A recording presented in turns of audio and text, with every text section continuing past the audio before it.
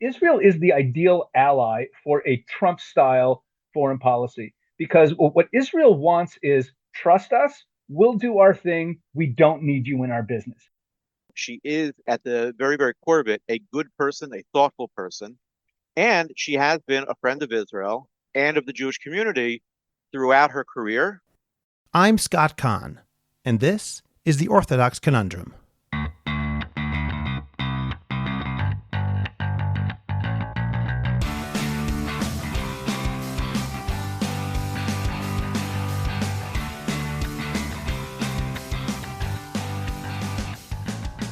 This is the Orthodox Conundrum on JewishCoffeehouse.com.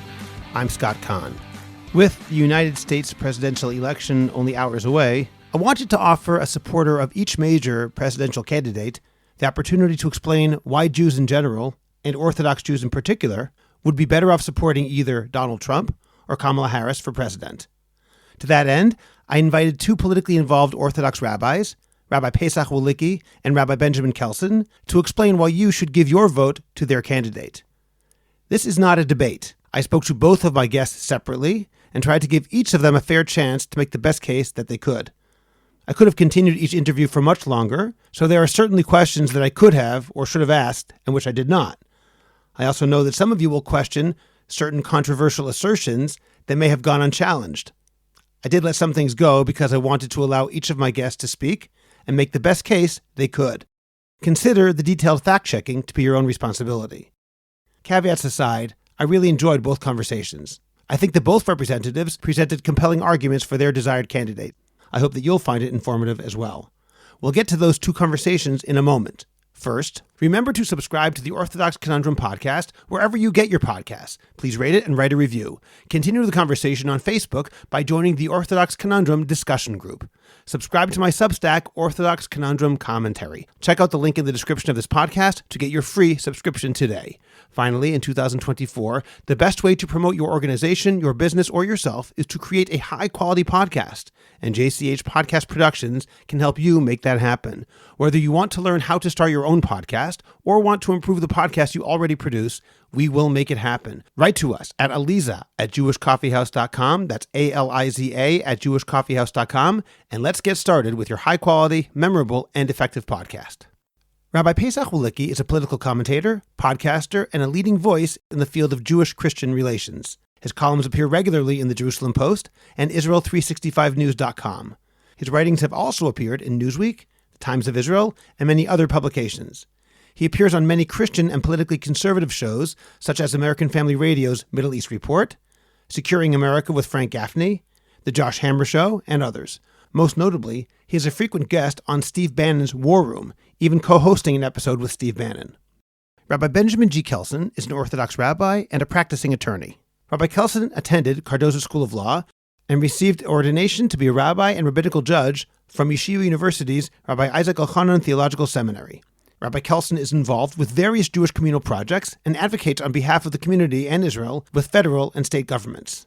Rabbi Kelsen is frequently in communication with the White House, State Department, and other departments and agencies, as well as various parts of the Israeli government.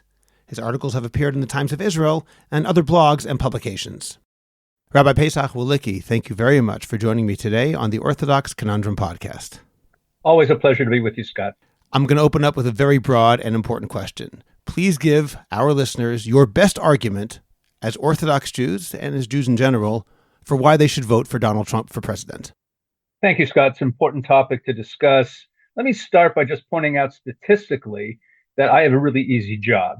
In 2020, according to Pew Research, the Pew Research study of the Jewish community that came out in January 2021, that was conducted just after the 2020 election, it showed that roughly 80% of the Orthodox community in America, of Jews who identify as Orthodox, voted for Donald Trump. Which means that, and it's interesting that of non-Orthodox Jews, roughly 80% voted for Joe Biden, which kind of means that the Orthodox versus non-Orthodox Jews in America are about as far apart politically as, like, I don't know, urban Black women and like white guys from Oklahoma. It's kind of crazy that it's not even a matter of like a sort of gradual scale. It's really, we're at two opposite ends. When you're talking about political polling and you get into something like the 80s, that's beyond landslide. So I do have an easy job talking about why Orthodox Jews should vote for Donald Trump. I'll break it down into two buckets. There's domestic issues, which don't get talked about enough among Orthodox Jews about who to vote for a good reason, which is that Orthodox Jews tend to prioritize Israel as the number one issue politically. And so that's the second issue. The second bucket is Israel. Let's first talk about the domestic issues. Two domestic issues I want to bring to people's attention that might not be on the radar. One, that Trump does not get enough credit for, an accomplishment of his, is Title VI. Title VI, otherwise known as the Civil Rights Act of 1964, prohibits discrimination on the basis of race, color, and national origin in programs and activities receiving federal financial assistance. Now, programs and activities receiving federal financial assistance includes most colleges and universities, especially public ones.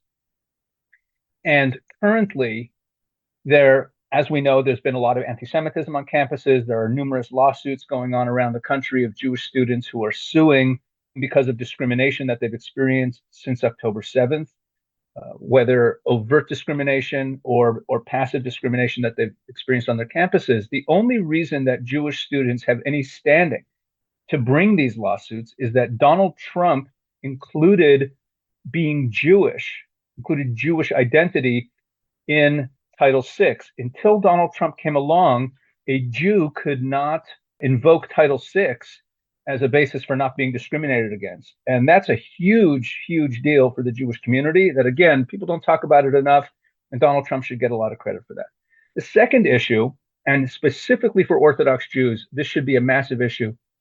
If you put yourself down in front of any Shabbos table discussion in any Jewish community in America, one of the top topics in every community is always the price of education and the difficulty that the local Jewish schools go through. It's on top of mind every Orthodox Jewish community. One of Donald Trump's main issues, it doesn't get talked about now in the big rallies, but he does bring it up periodically. He talked about it a lot in 2020. He mentioned it a couple of days ago in one of his final rallies, a rally in Virginia. But Donald Trump intends to make school choice one of his top priorities so that things like voucher programs, people could have choice of where they go to school. His main motivation is, of course, not the Jewish community. His main motivation is the African-American community that gets stuck in bad, failing schools in inner cities and whatnot. But providing a voucher system and school choice nationwide is one of his big topics. And for the Jewish community, if you could only imagine in every place where the Orthodox community could have vouchers so that their taxpayer dollars that are otherwise going to education could actually go into the Orthodox Jewish day schools, it could be a tremendous boon for the Jewish community. So if we de-romanticize our politics, which we should, and we just think pragmatically on those two issues alone, Orthodox Jews should be voting for Donald Trump.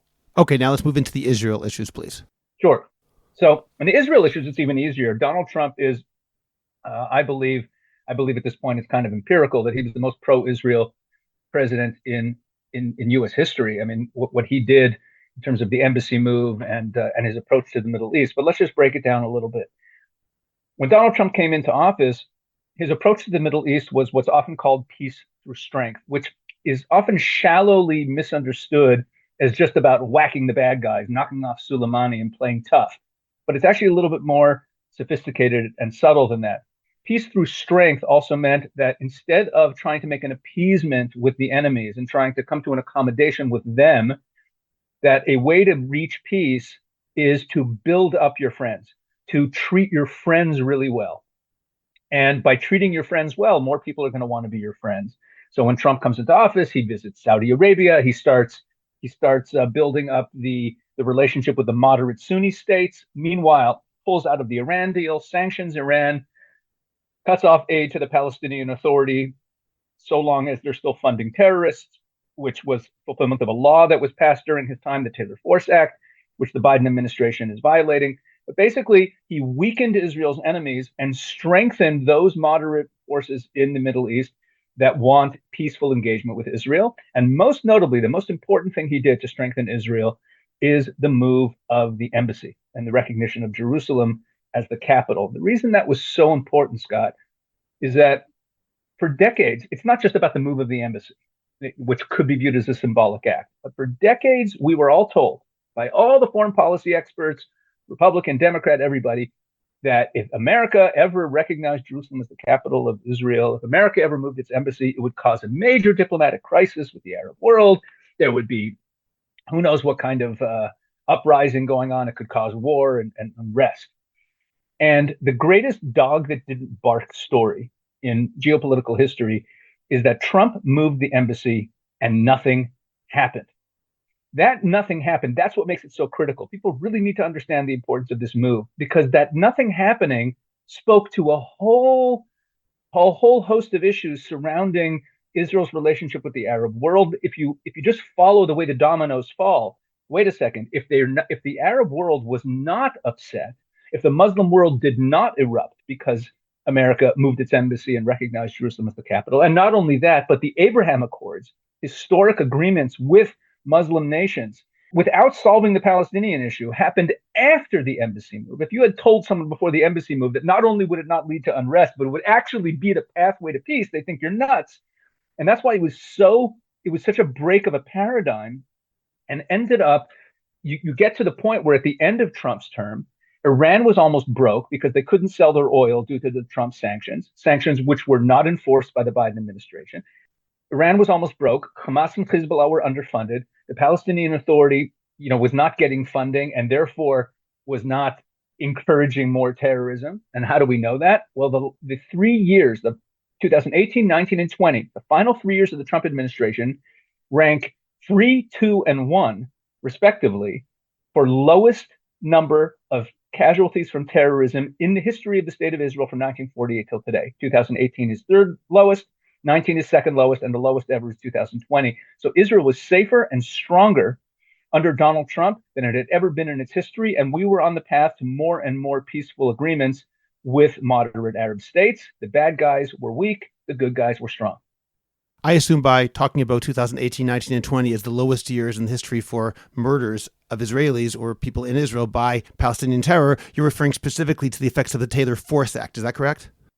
Yeah, I'm referring to the Taylor Force Act, but the Taylor Force Act was consistent with all the other policies as well. And that's why I mentioned it more broadly.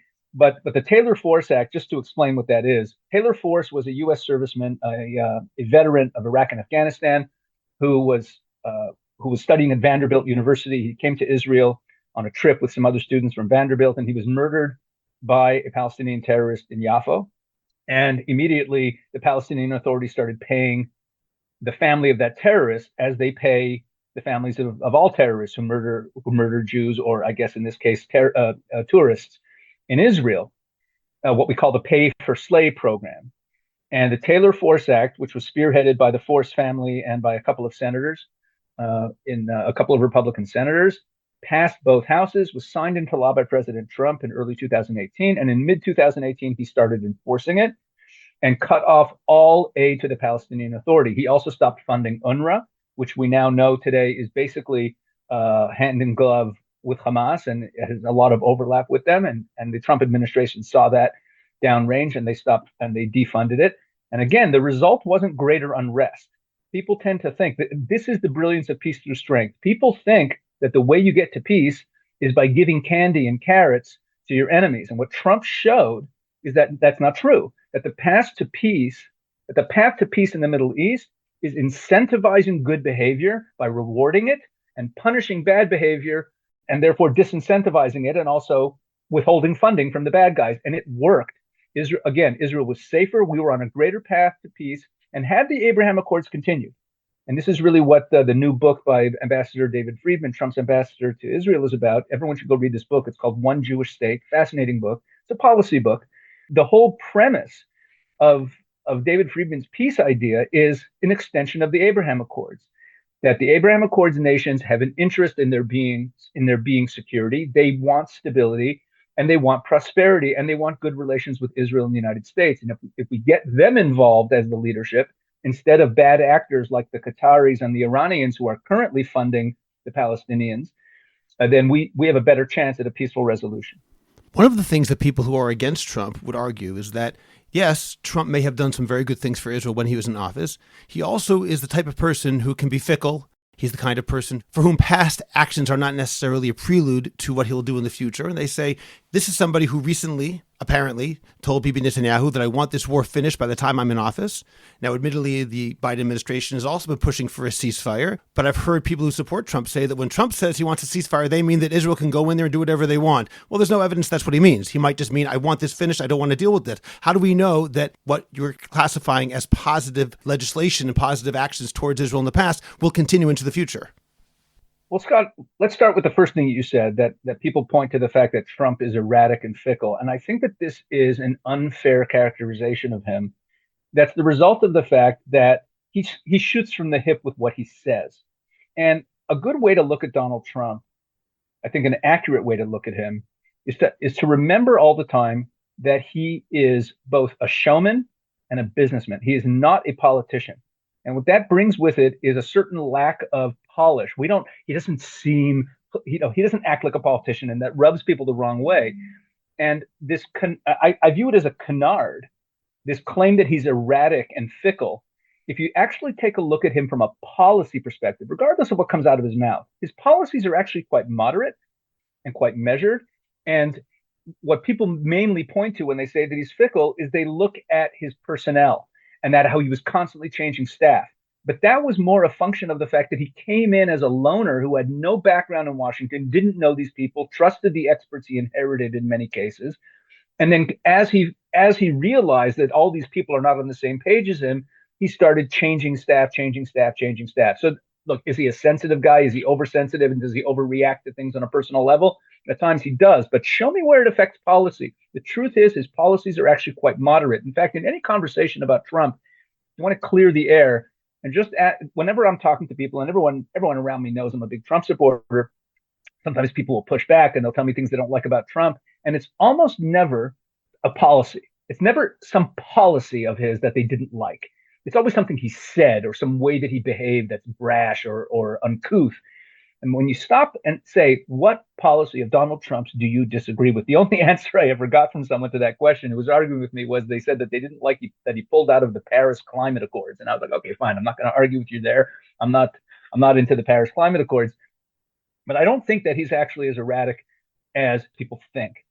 But in terms of what you're raising about Bibi and about how he's going to behave towards Israel in terms of the war, wanting the war to end, he never clarified what he meant by wanting the war to end. But it seems that he has mended fences with Prime Minister Netanyahu. He has a history of calling people out and calling them names, and you think he hates them, and then as soon as the dust settles, he's fine. If you take a look at opponents of his like Ron DeSantis and Vivek Ramaswamy, who he's now he praises them and he's close with them. I think it's just all part of the way he campaigns and the way he speaks politically, where, again, he's not a politician, so he doesn't act like a politician.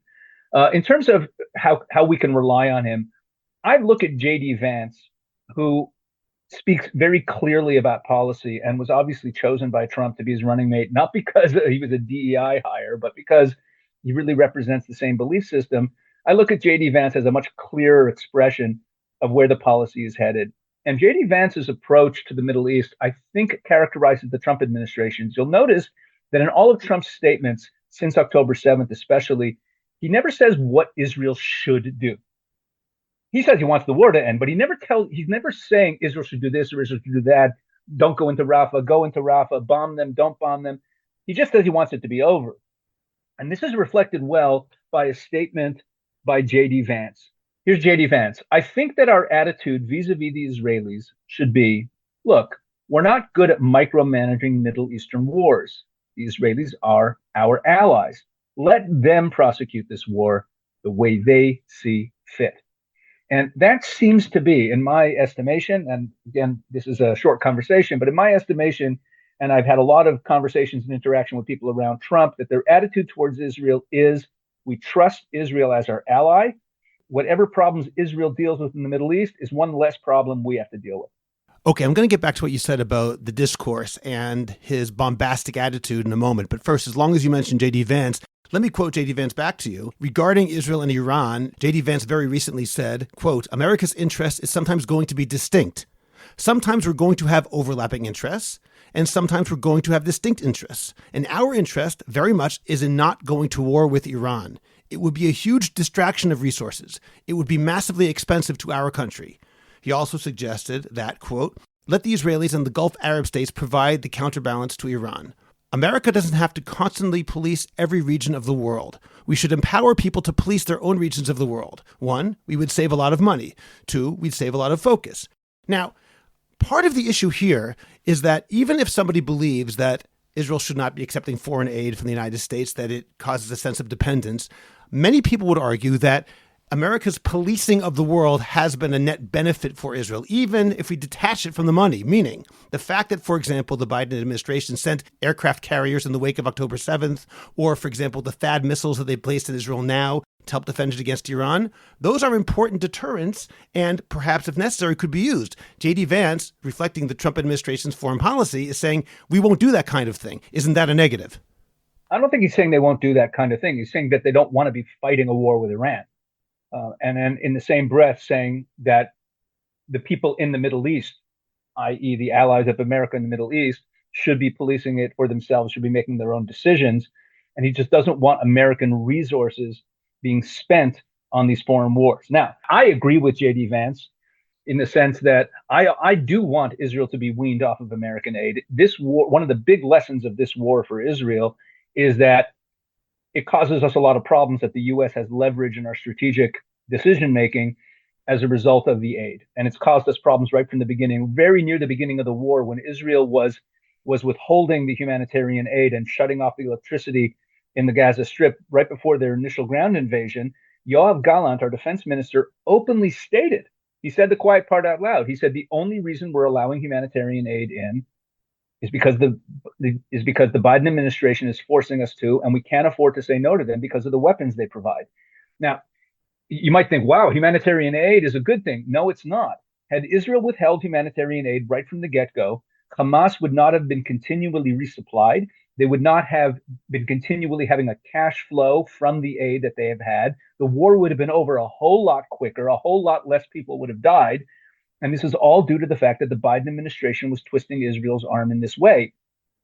J.D. Vance is advocating not meddling in the situation. Now, when you brought up the THAAD missiles and the aircraft carriers, I'm not claiming that the Biden administration wants Israel to lose.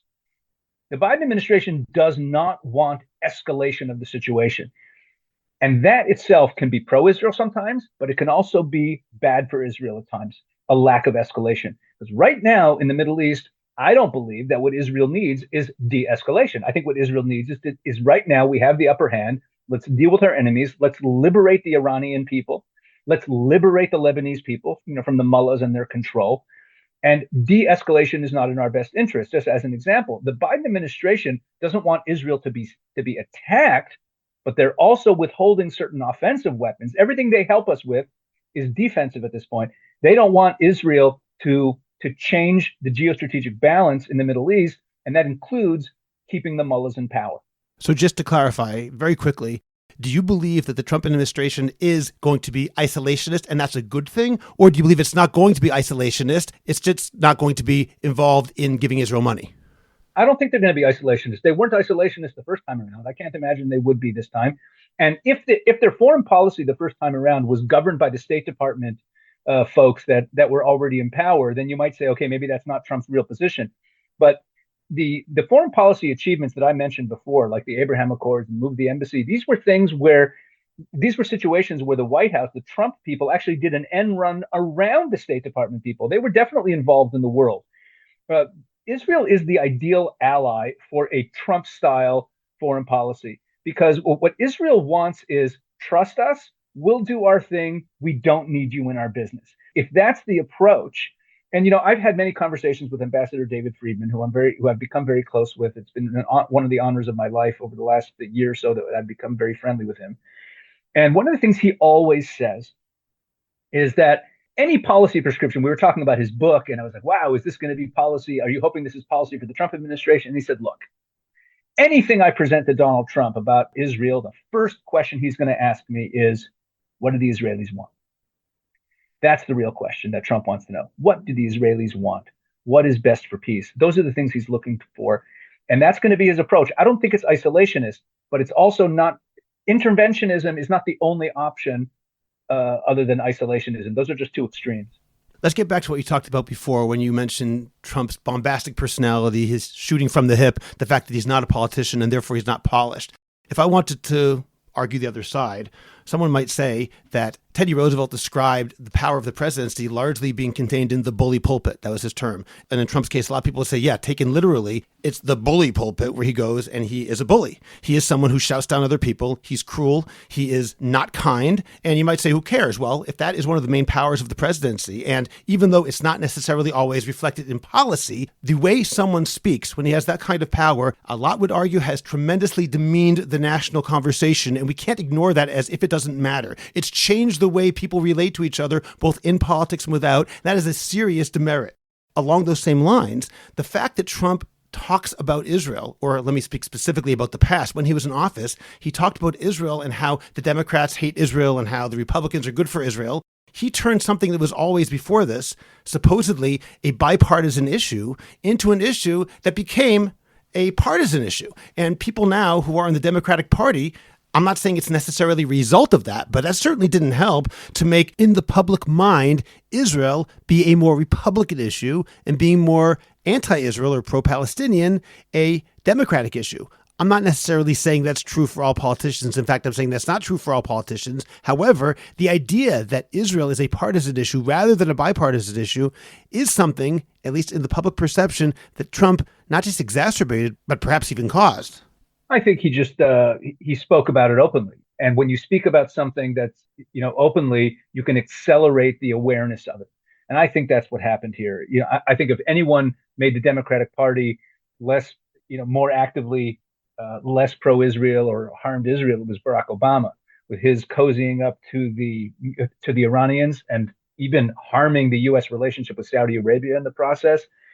And I think that's the person who really made this into more of a partisan issue. Donald Trump's not responsible for the squad getting elected or for the wokeness that has spread throughout the Democratic Party. We often say that coincidence doesn't imply causation. Trump, again, he's bombastic, and he says things that you're not supposed to say in polite company. And so when he says things like any Jew who votes for the Democrats needs to have their head examined, so you kind of roll our eyes, and it is rhetoric that is definitely not helpful. I would be thrilled if Donald Trump expressed his views in similar tones to his running mate J.D. Vance. That would be great. But at the same time, the world has changed, and Americans are angry. Americans are upset. They're upset about censorship. They're upset about the encroachment of all this wokeness, which is not the same as liberalism. They're upset about it. So Trump is you can't say he's not an effective campaigner. He's definitely tapping in to the emotional state of the American people today. And I don't really mind the anger so much personally. I understand that there's a lot of people who are turned off, but I think those people who are turned off still believe that the politics of the 1980s and 90s is the politics that we live in today. And things have changed drastically in America. I personally don't have a problem with it. I hear what you're saying, but I don't think that comes anywhere near the importance of actual policy positions. So yes, he's dragged the discourse down even further, but the Democrats haven't helped. Take a look at the recent statements by Joe Biden and the way Kamala Harris talks about those on the right, and the way numerous members of the Senate and Democratic Party talk about people on the right. Donald Trump's not the only one who says nasty things about his opponents. So this is just the state of the political discourse in America. Pesach, there are some people who deeply love Israel in the United States. I have talked to them about some of the fears that I have about a possible Harris presidency and some of the real problems that I have seen in the Biden administration's attitude towards Israel. And their response has been, maybe that's true, but the danger of a Donald Trump presidency, given his authoritarian tendencies, given his dictatorial tendencies, is so great that no matter how bad someone else might be for Israel, and they're not necessarily agreeing that Biden or Harris is bad for Israel, but given that assumption, even if you're right, nothing could be as bad for Israel as a Trump presidency because it means the end of American democracy. Now, I'll put my cards on the table. I do not agree with that statement. At the same time, I'm curious how you would answer those people who have this serious fear about that. Well, what I would do is I would point to the way the Democrats have been treating their political opponent, and not only their political opponent, but advisors around him, imprisoning Peter Navarro and Steve Bannon for a crime that no one ever gets imprisoned for. It's a misdemeanor. And they imprisoned them for refusing to testify in front of a January 6th committee that was not legally constituted because the Republicans couldn't choose their own members of the committee. And they also claimed executive privilege because they were supposed to testify about conversations they had with Donald Trump while he was a sitting president. And for this misdemeanor, they each got thrown in prison for 4 months leading up to the election. And the Democrats, being in favor of censoring what they call misinformation, I would say that the authoritarians currently are on the Democrat side. And people who claim that Donald Trump has authoritarian tendencies, where? He was president for 4 years. Did you see any authoritarian tendencies? Did you see any evidence that he tried to become an authoritarian, that he was limiting freedoms?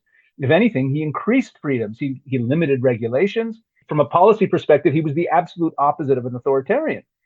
So I understand that the media says this over and over again, end of democracy, authoritarian, authoritarian. But where's the evidence for it other than the fact that people in the media say it all the time? I think their evidence would probably be largely from January 6th and what he did on that day. One way or the other, ultimately that day, people were calling for the death of Mike Pence, the death of Nancy Pelosi, and it still took Trump several hours before he called off the mob. Look, no one had more to lose by there being a riot at the Capitol than Donald Trump. Donald Trump and his people had a very simple plan. It was a plan that the Democrats have used in numerous previous elections. In fact, it's been used many, many times. It's the Electoral Count Act. And what he wanted was that in certain states, he wasn't trying to overturn an election, that in certain states where there were questions, like, for example, in the state of Pennsylvania, where there were more votes cast in 2020 than there are eligible voters. That shouldn't be. Or in Wisconsin, where there were thousands and thousands of votes from nursing homes, where in each nursing home, all the ballots that came out had the same signatures on them. There were real questions in a number of the states. And all that the Trump people wanted was to invoke the Electoral Count Act and have those states have it get kicked. And the way the Electoral Count Act works is that you kick it back to the state and the state investigates it. But first, there has to be a hearing on January 6th in the Congress. And they wanted to have those hearings. What scuttled the possibility to have those hearings where the evidence would be brought out and then it would get kicked back to the states was this riot. Donald Trump now come out. Now this is all fact. That Donald Trump requested thousands more members of the National Guard to protect the Capitol building, and Nancy Pelosi declined the request because she controls the Capitol Police. There's a lot that we don't know about January 6th, but let's bear in mind, not a single person who walked into the Capitol in that whole riot was armed. People call it an insurrection, some insurrection where nobody was armed. Not a single one of them had a weapon. Donald Trump himself said that his followers should walk peacefully and patriotically to the Capitol. The breach of the Capitol happened while Trump was still speaking on the ellipse. It wasn't people who were attending his speech at the rally. It wasn't those people. There's a lot of unanswered questions about January 6th. But one thing is clear: like, if you want to say that he took a little too long to say something, if that's the whole criticism, fine. But I think that there's a lot of misinformation. Talk about misinformation. There's a lot of misinformation about what took place on January 6th, and I don't know if we're ever going to know the real story. How about the fact that Trump has at least apparently said that his enemies will be punished and they're going to be investigated and so on and so forth? I think they Does that should bother be. you? I think there's some serious criminals in the current administration who've committed some serious crimes. Let's take, for example, the Hunter Biden laptop that leading up shortly before the 2020 election, 51 high-ranking members of the intelligence community, former leaders of the CIA, etc., signed a letter saying that this was Russian disinformation. And we now know that not only was that not true, but that they all knew that it was not true. They literally lied. These people all still have security clearance. This was election interference of the highest order. Polling shows that had people known the truth about the laptop, Trump would have won that election. Why shouldn't they be prosecuted? That's just an example. Why shouldn't why shouldn't Congressman Adam Schiff, be prosecuted for lying to the American people, lying in front of Congress when he said that he saw evidence that the Steele dossier was true? And he hadn't. He never did. It never came out. It's now known that he lied. He lied in front of Congress. Why shouldn't he be prosecuted? I think these people should be prosecuted. I don't understand why that's considered a controversial take, especially while the Democrats are literally prosecuting Trump and all of his advisors for all sorts of, pardon the pun, trumped up crimes that no one ever gets prosecuted for. Okay, Pesach, we don't have much more time because we are dropping this podcast tonight. But I would like to ask you about one more thing, namely what is often called Trump's enabling of anti-Semites. Without arguing that he's an anti-Semite, which I think is a difficult argument given that his daughter is Jewish and his grandchildren are Orthodox Jews. Nevertheless, a lot of people say that he enables people who spew out anti-Semitism. A good example might be Tucker Carlson. Tucker Carlson has appeared on stage even recently with Donald Trump, and Tucker Carlson, only 2 months ago, had on a revisionist historian who basically said that the Germans in World War II were the good guys and Winston Churchill was the real villain of the 1930s and 1940s. That kind of talk, it's not Trump saying it, but the people who say these marginal beliefs are being emboldened by Trump, perhaps actively and certainly passively. How would you answer that? Well, let's mix into this question, Scott, the fact that everyone noticed that just last week Trump was in Dearborn, Michigan. He was talking to the Muslims and telling them how wonderful he's going to be for their peace objectives. So I had a conversation a few months ago before he went into prison with Steve Bannon. Steve's someone I've become very friendly with, and I was sitting in his home in Washington, D.C. And I brought up the fact that you have people like Tucker Carlson and Candace Owens and Alex Jones who are players in the MAGA movement, and that it's the conversation. I said to him, if you want Jews to come over to our side, then this movement has to be a more hospitable place. And Steve himself is extremely pro-Israel. That's a separate conversation. His positions, he's been the strongest supporter of Israel in media since October 7th, even though most people outside of that media ecosystem don't even realize that. He's been a tremendous defender of Israel. But I raised this issue with him, and he said, you're right. There's a problem. We got some bad people in there. He says, here's our approach, like it or not. And you can disagree with it or not. He says, we don't want to alienate anyone because we need all the votes. He said, however, let me assuage your fears. So take a look at the people around Trump who will actually hold positions in the next administration. What we'll call in the MAGA movement, there's the grassroots, and then there's the establishment. People like Alex Jones and Tucker Carlson are not going to be holding positions in the administration. Look at the people around him. People like Rick Grinnell, who's probably on the short list to be Secretary of State. People like Peter Navarro. People like Bannon himself. The people who are actually what we might call the establishment of the MAGA movement are all extremely pro-Israel. Or I'll point to people that a lot of names you don't know, people like Stephen Miller, who's the head of America First Legal, or Brooke Rollins, who's the head of the America First Policy Institute. The Trump people, the people closest to Trump, are extremely pro-Israel. And that's where I really put my trust. I think that, again, past history of the first Trump administration, plus what we know now, I'm confident that the Trump administration will be far, far better for Israel and the Jewish people. Okay, Pesach, I appreciate you joining me today. Pesach Wolicki, thank you. Rabbi Benjamin Kelsen, thank you very much for joining me today on the Orthodox Conundrum podcast. Scott, thank you very, very much for having me. It's a great pleasure to be here. I'm a fan of the podcast, so it's an honor to be able to join the podcast myself, and I'm looking forward to it. That's nice of you to say. I'm going to open up with a very broad question. I'd like to hear your best argument for Jews in general and for Orthodox Jews in particular for why they should vote for Kamala Harris for president. Sure. It's a great question. It's one I've been asked many times, especially over the last couple months. But I think that the answer really comes down to two separate issues. The first issue is the candidate herself. So Vice President Harris, I've met her and I've spoken with her on more than a few occasions.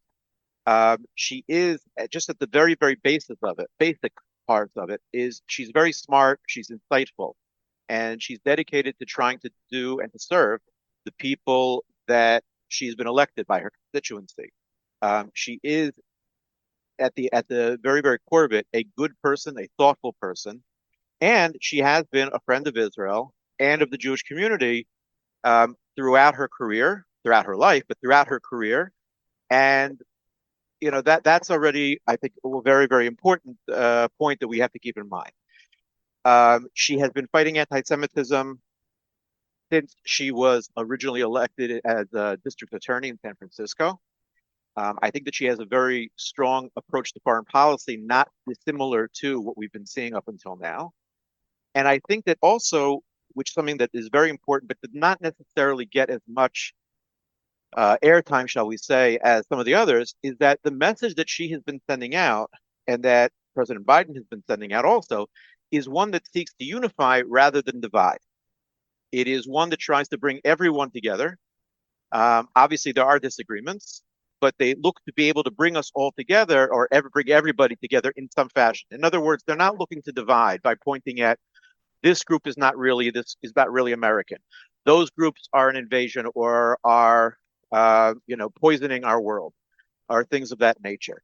And in general, her message is positive that we can do better. We will do better. The economy is going well, but we're going to make it go better. The situation in Israel is a very, very difficult one, but Israel is winning and will continue to do so. And the U.S. will support Israel while it continues to do so, and even partnering with Israel while continuing to do so. And so I think that overall, these are the first set of reasons as to why one would vote for Vice President Harris. The second issue is that this is very often being painted as a binary choice. It's either Vice President Harris or Donald Trump.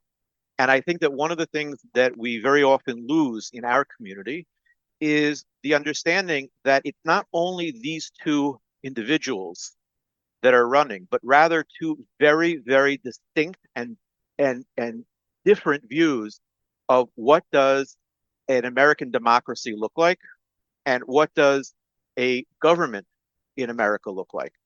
And I think that we very often ignore, and it's to our peril in the Orthodox community, that Donald Trump has a history that is incredibly dangerous. It is a history which parallels very, very closely the birth and the growth and eventual takeover of government that we saw in Germany in the late 1920s, early 1930s. This is not to say at all that Donald Trump is Adolf Hitler. That's a ridiculous statement. Of course he's not. But the concept, the way and the approach that's being used, the demonizing of others, the talk about using military and law enforcement to go after political opponents. And of course, the most important part that we all forget is the January 6th and the election denial that started immediately after the election, went and hit its worst point on January 6th, 2021, and has been continuing since. The notion that one would elect somebody to the highest office that refuses to abide by the vote of the people, that instead promotes conspiracy theories, which they themselves don't believe, that promotes theories that erode the basic foundation of democracy, and to think that that's going to be okay because he said some nice things about Israel and he moved a plaque, which he actually didn't move. He had a new plaque made and put on the embassy wall in Yerushalayim, which is a tremendous, tremendous thing, right? But because of two or three things that he did, we will forget the fact that he attempted to overthrow the United States government. People, no, he didn't do that. He stood there and instigated, starting from the immediate aftermath of the election. The election actually hadn't been finished, I don't think, counting, until today. Even today, he still talks about how the election was stolen from him.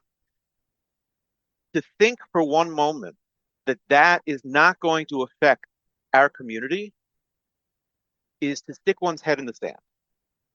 And the problem is, and we can talk about this in a little bit, but the bigger problem with this is that in our community, for reasons that are left best to a discussion at another time, have forgotten all of those things, have chosen instead to paint President Biden and Vice President Harris, which is the most focused, most important thing right now, as being anti-Semitic, anti-Israel, a communist, socialist, fascist, which I'm not 100% sure how you can be all three at the same time.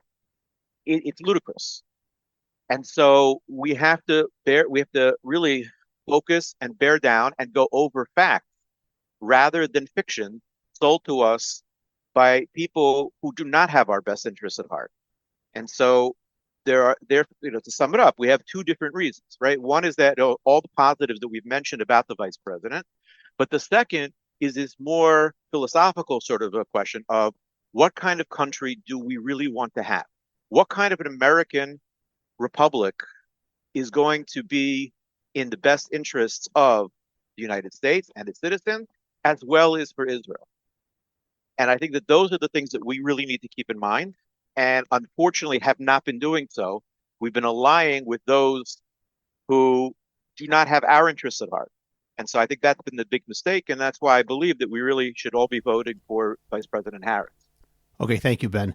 Let me ask you a little bit about some of the things that you said, because you gave a lot of strong and compelling reasons why this is important. At the same time, some people would argue that you're portraying President Trump's election denial and January 6th as very serious problems.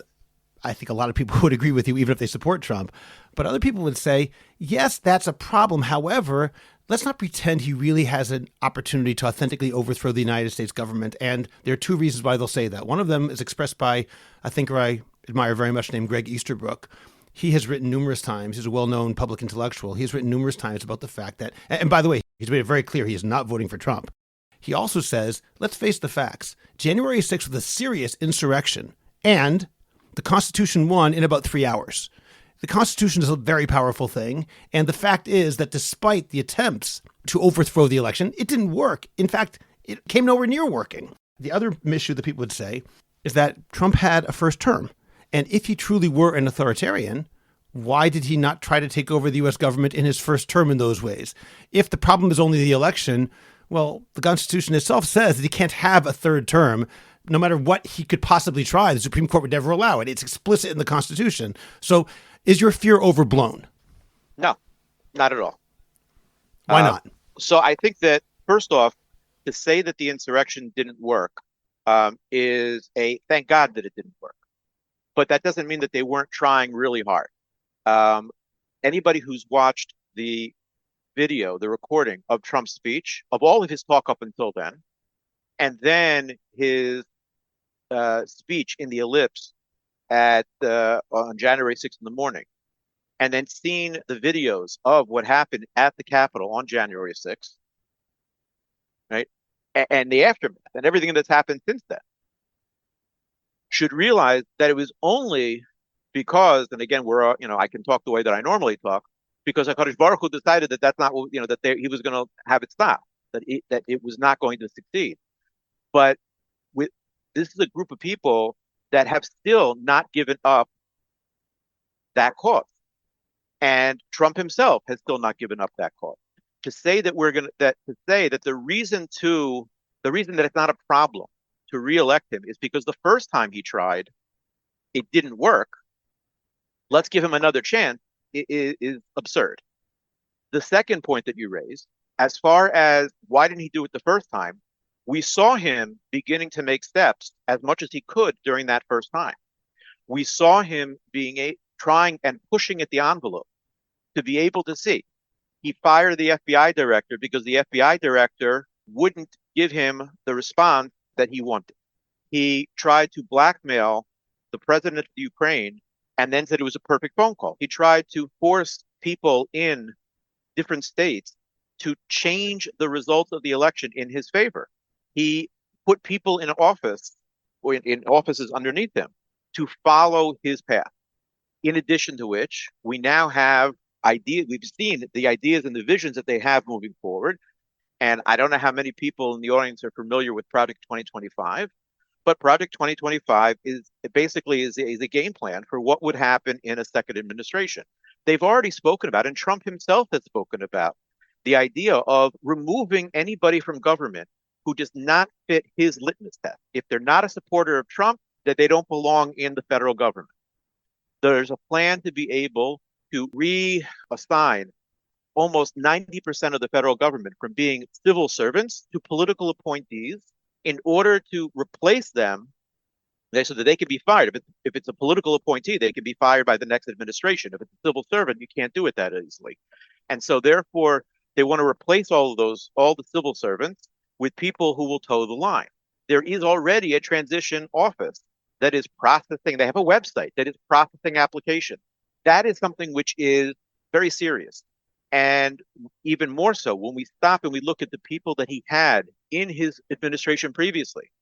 General John Kelly, Marine General, who was his longest serving chief of staff, has said that the man is a fascist and does not belong anywhere near the White House, which should be more frightening for us as a community is that he has written and then backed it up in numerous interviews that Donald Trump showed admiration for Adolf Hitler, that he did some things okay, right? He rebuilt the German economy. That was good, right?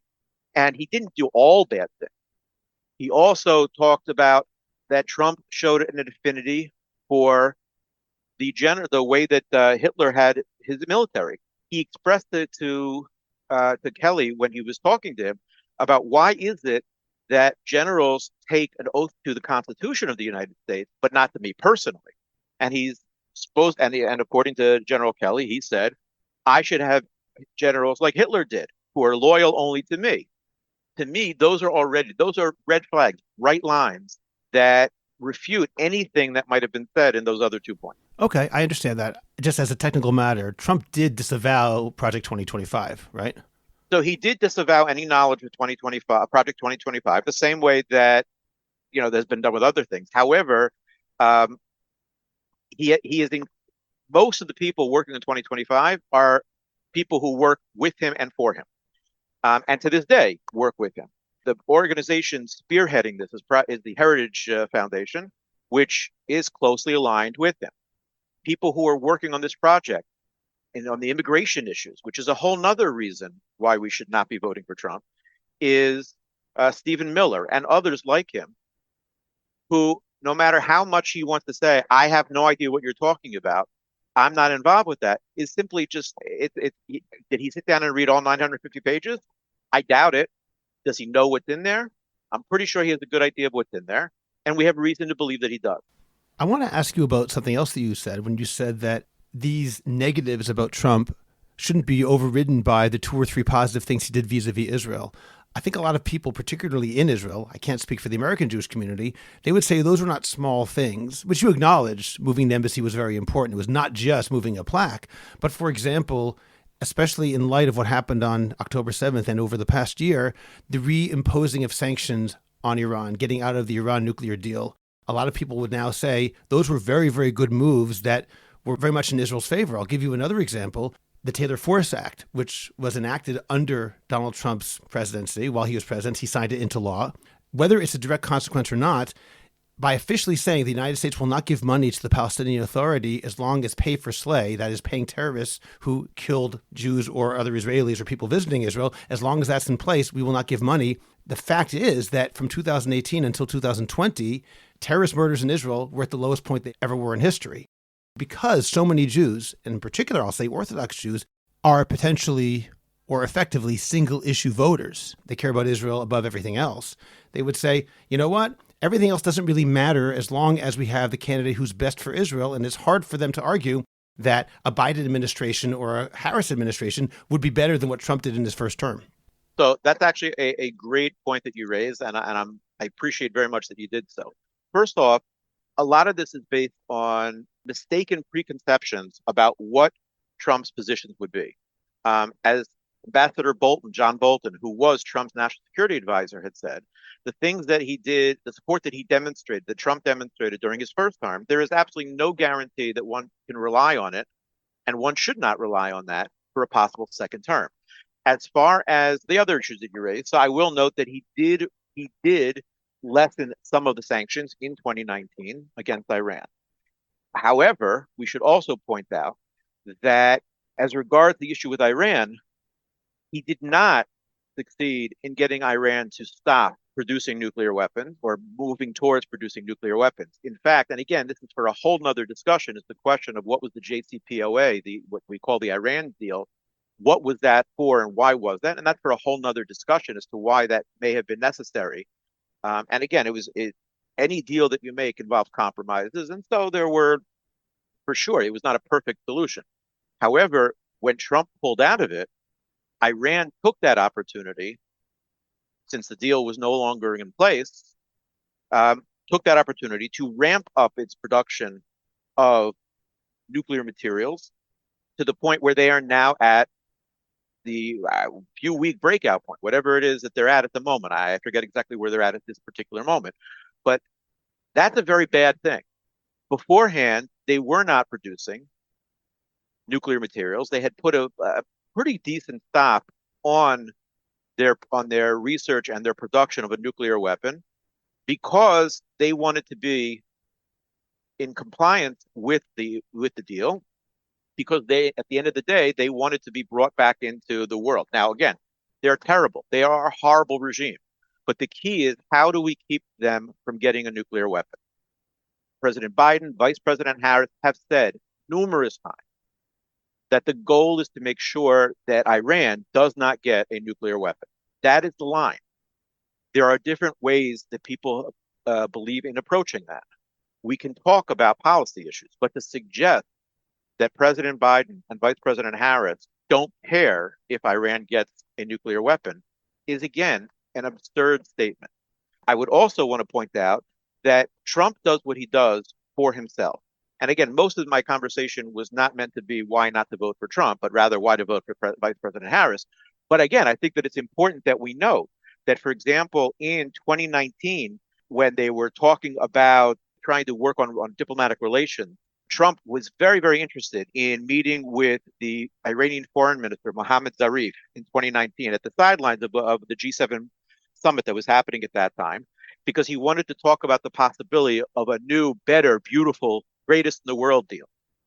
And Netanyahu, Prime Minister Netanyahu, tried reaching out to the White House. He contacted Ambassador David Friedman and pushed him to be able to arrange a call with Trump so that he could explain to him why meeting with him was a really, really bad idea. And he tried with Ambassador Friedman. He tried contacting the White House himself in numerous different ways. And the whole time he was told that the president was not taking his call.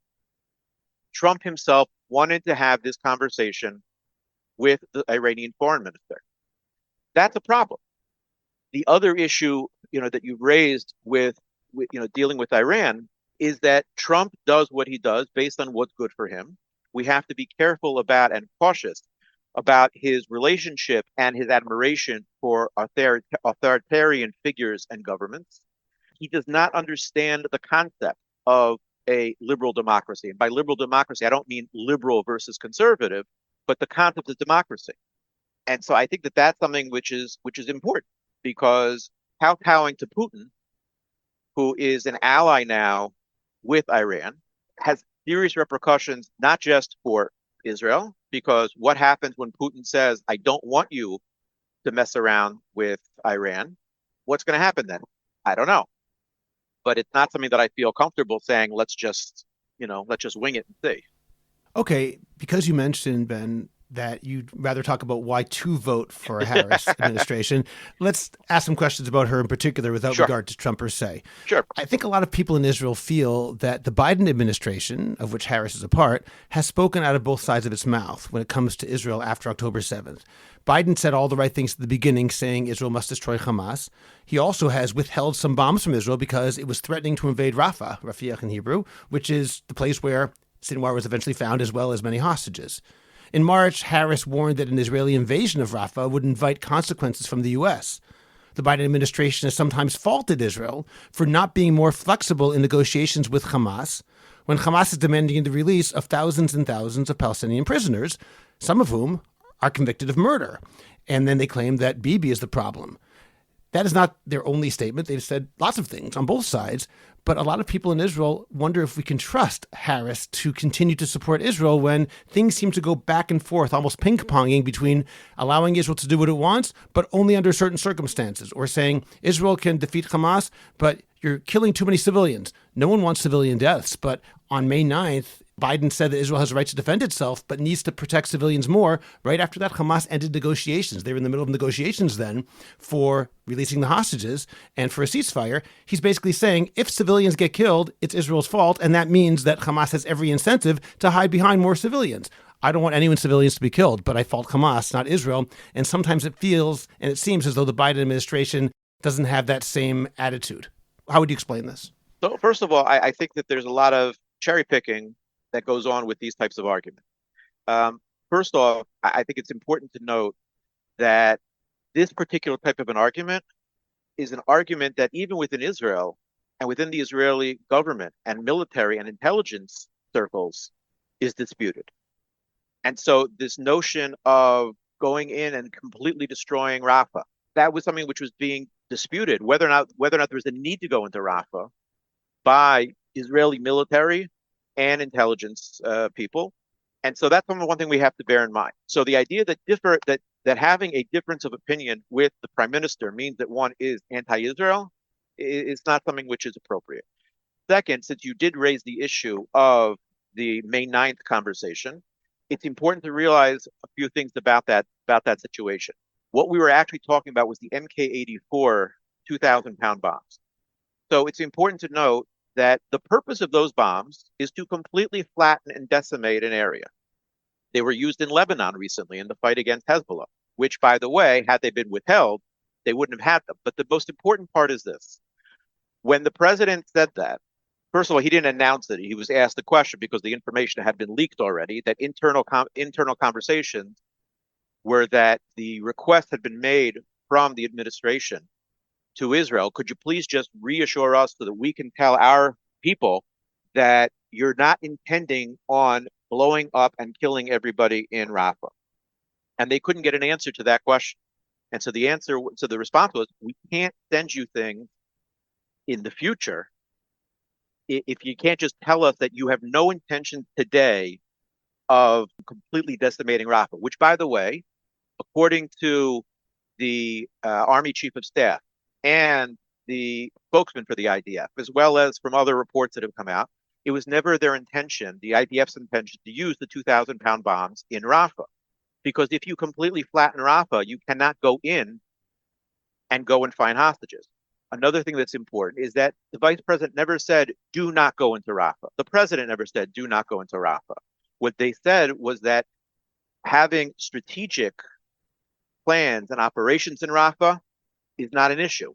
It's the idea of doing a complete invasion and takeover of Rafah, meaning wiping the whole place out. That was never the intention of the IDF to begin with. So when they say, don't go in and completely decimate, that is not the same thing as saying, do not go into Rafah. Regarding the deal that had been discussed, so to say that one statement by the president scuttled an entire deal is absurd. Hamas had been using civilians, their own constituency, their own people, plus the hostages since October 7th when they first took them. They had been scuttling deals left and right. Every time there was a deal, they pulled out. And in fact, the president and the vice president both said on numerous occasions that the onus is on Hamas to make a deal. What they did say also was that on occasions, when there were deals that were being discussed, and information was then coming out and being leaked about Israel perhaps throwing more last-minute requirements into the deal, saying, could we be a little bit more flexible and a little bit more realistic as to what it is that we're possibly going to get to? But there's no evidence that the president or the vice president did anything to scuttle the negotiations, and nor that they had any intention of doing so. So to put that on them is just absurd. Okay, Ben, I want to ask you about de-escalation. It seems very often that in the Biden administration, whether or not this is actually true, the impression is their number one goal in the Middle East is de-escalation, seeming to discourage Israel from doing anything that could lead to a wider war that could make the conflict bigger. Now, in some situations, de-escalation is very good. In other situations, de-escalation can be a negative. It prevents Israel from doing things that would be in its best interest. For example, a month and a half ago, many people were very scared of escalation in Lebanon. It now seems, Bezrat Hashem, that the fact that Israel did escalate in Lebanon, admittedly escalating after a year of being attacked without really doing very much, but that escalation was a good thing because Hezbollah has been significantly weakened. Would you say that the Biden administration is primarily interested in de-escalation? And if that's not true, how do you explain some of their words and actions? And if it is true, is this something that we can expect to continue under a Harris administration? So I don't believe that, again, there's a question of what does it mean to say to de-escalate? So I think that everybody would agree that we do not want a situation in Israel, in Eretz Israel, of people being, forced out of their homes in the north and forced to relocate into hotels and other places, not being able to live in their own homes, as well as being on a constant war footing in the south. We do not want war. Our goal in life is not to be able to have another 2,000 years of war. And so therefore, our goal at the end of all of this is that there should be peace, whatever that ends up looking like. But that's our end goal. When we talk about in terms of ceasefire, for example, the word ceasefire has become a bad word for reasons that are not really clear. Nowhere has anybody said that Israel, the president, the vice president have been very, very clear. Hamas cannot remain in control of Gaza. Hamas cannot continue to exist, although it's very difficult to wipe out an ideology, but they cannot exist. The concern becomes, how do we get to that point? And so when we talk about, let's say, de-escalating, the question is that how do we get to that point of where we achieve a cessation of military of war? How do we do that? So the first thing that everybody needs to do, and I think the way that in all walks of life, this is what we find. We find that as parents, when two kids are fighting, and again, I don't mean to suggest, please, that America is the parent, but that when we have two parties that are fighting, no matter what it may be, as teachers in school, as at work, in diplomacy, whatever, the only way to get things to stop is to make everybody take a breath and take a pause. And so therefore we need to stop to be able to evaluate and see where we're going and what we're going to be doing. And so the primary concern is not de-escalation just for the sake of de-escalation. The primary concern is, how do we stop an ongoing state of war? And so part of what they have been pushing for in the north, let's say, is that Hezbollah is going to be, if not completely thrown out of Lebanon, which, by the way, the Lebanese government would love, but to at least push them far enough back so that they will not be able to send rockets into Israel. How do we deal with the South? Again, those are discussions that have been going on back and forth, right? Who's going to take over? Who's going to do those types of things? But I think that's the thing that's very important to understand. And so it's not talking out of both sides of one's mouth. It's a question of, how do we convey and how do we use diplomacy to move forward? I would like to point out that if the President Biden, Vice President Harris were truly interested in hurting Israel, we would not see the military support that we see. 2 aircraft carrier strike groups, THAAD missile technology. President Biden was the first president in history to order American troops into harm's way, into battle on behalf of Israel. So to suggest that they're talking out of both sides of their mouth is just ludicrous. We don't have much time left. I'd like to ask you a few more questions. One more about Israel, then some domestic issues. Sure. Do you feel that it's good for the U.S. to have leverage over Israel, as they have had now, where, for example, as you mentioned, they wanted assurances about the use of certain bombs in civilian areas, regardless of whether or not that's a good or bad policy? Let's assume it's a good policy. Do you like the idea that military aid of any sort should be conditioned on Israel's behavior? The reason I'm asking that is presumably, of course, if you're giving aid, you should be able to dictate how it's used. But some people might argue that makes assumptions, dan l'chav chovah, for example, about what Israel would do with them, assuming the worst about Israel in the first place, when, as you even mentioned, Israel had no intention of using those bombs to do what they were afraid they would do with them. Do you think that in a Harris administration, American military aid to Israel will be and should be conditioned upon Israeli behavior? So I think that it's, again, we get into a difficult thing. Like it or not, at this point, as much as we would all love for Israel to be completely self-sufficient, that's not where we're at the moment.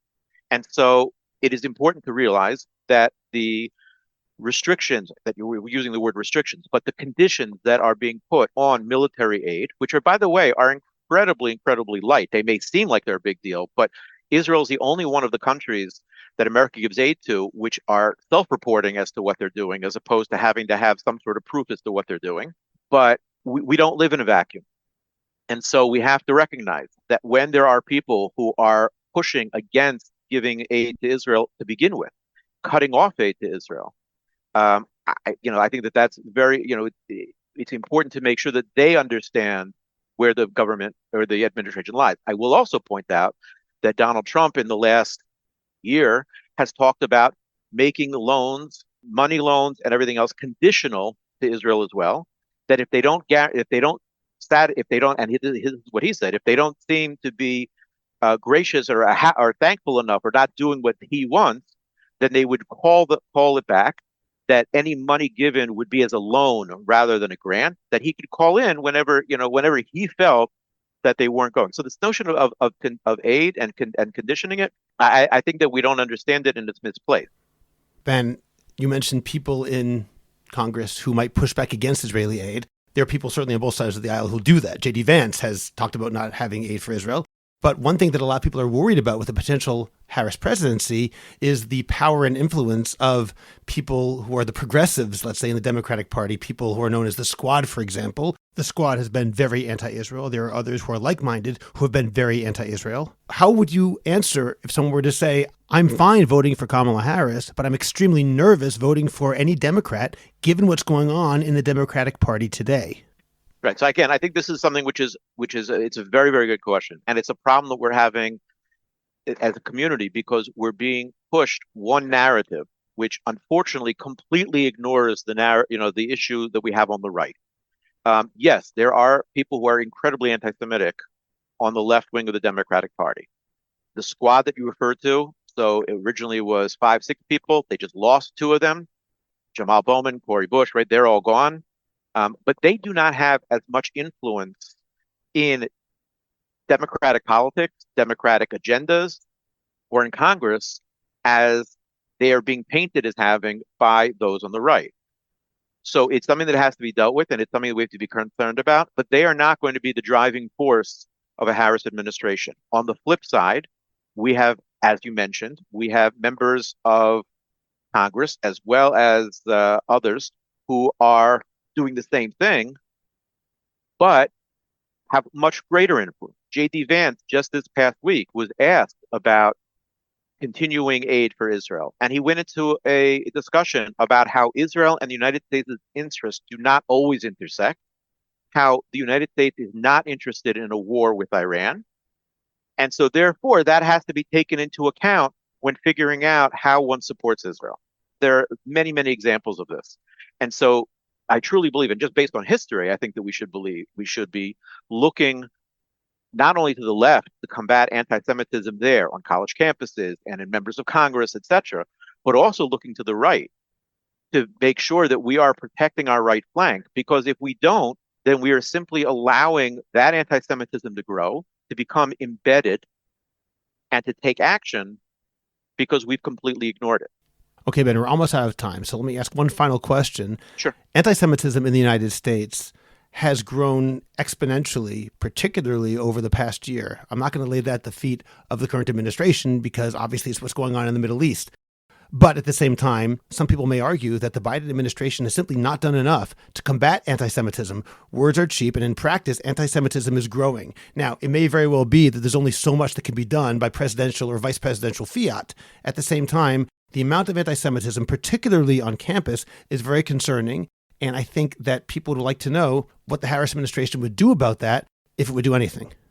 So again, that's an incredibly important question, and I'm glad that you asked. I personally went down to Rutgers a couple times to go see what was happening. I went by Columbia very quickly to see what was happening over there. It is a horrible and difficult problem. It has to be noted, though, that the president and the vice president both called out anti-Semitism numerous times. They have dedicated themselves to fighting anti-Semitism. This is the first administration that created and has started implementing a national strategy to combat anti-Semitism. We now have Deborah Lipstadt as an ambassador against anti-Semitism. So, but you did mention that there are certain limits to what can be done. So there is a very, very big difference between hate speech, which may very well be protected under the First Amendment, versus what can actually be done. The Department of Education, since October 7th, has been investigating using Title VI and using the IRA definition based upon executive order, which is, by the way, what the federal government uses as its definition to begin with, investigating all of these issues that have been going on. But it does take some time. And it's not that we can simply run around, arrest them, charge them with felonies, and ship them off. And so I truly believe, based on what they've done, my personal knowledge, that there is nothing to be concerned about, that she will be fighting against anti-Semitism. Her husband has dedicated the entire 4 years that he's been there with her to combating anti-Semitism. I think that she's simply going to lay down while anti-Semitism continues to grow and overwhelm the Jewish community is not being realistic. It's not looking at the evidence of what it is that she has said, what the president has said, and what she has done and is doing. Okay, well, we're out of time. That was a very interesting conversation, and I really appreciate your offering your perspective. Rabbi Ben Kelsen, thank you. Thank you. Very nice to be here, and look forward to hearing more of your podcast in the future. Subscribe to the Orthodox Conundrum podcast wherever you get your podcasts, and please rate it and write a review. Please visit jewishcoffeehouse.com for other episodes of the Orthodox Conundrum, as well as many other great podcasts, including Intimate Judaism, The Maimonides Minute, Chochmat Nashim, The Francisca Show, and Let My People Eat. I'd appreciate it if you go to Apple Podcasts and rate and review the Orthodox Conundrum. It takes literally 2 minutes. It's just giving a certain number of stars and writing 1 or 2 sentences. Please like the Orthodox Conundrum podcast on Facebook and join our growing Facebook group, the Orthodox Conundrum Discussion Group, where you can feel free to discuss issues in Orthodoxy in an honest and friendly environment. I hope you'll become a Jewish Coffee House patron on Patreon. Just click on the link in the description of this podcast, and you can get bonus episodes, Jewish Coffee House merch, and more. You'll get special episodes on all sorts of topics that are only available to subscribers, and you'll be helping Jewish Coffee House spread our message of a welcoming, intellectually engaged, and honest orthodoxy. Just join Patreon. It's only a couple of dollars a month, and you can stop anytime, so join today. Finally, do you have a message that needs to get out? Do you want to promote your business, your organization, or your cause? The best way is by producing a podcast, and Jewish Coffee House can make it happen. I have experience producing hundreds of podcasts, both for myself and for satisfied clients. Whether you want to learn everything you need in one day, or relax and record and let me do the heavy lifting, Jewish Coffee House Productions will work with you to make it happen and make it even better than you imagined. Let me help you today. Write to me at scott@jewishcoffeehouse.com or go to jewishcoffeehouse.com, click on Productions, and sign up for a free consultation. Make your voice heard, promote your cause, sell your product, and engage an audience now. I'm Scott Kahn. This has been the Orthodox Conundrum on jewishcoffeehouse.com.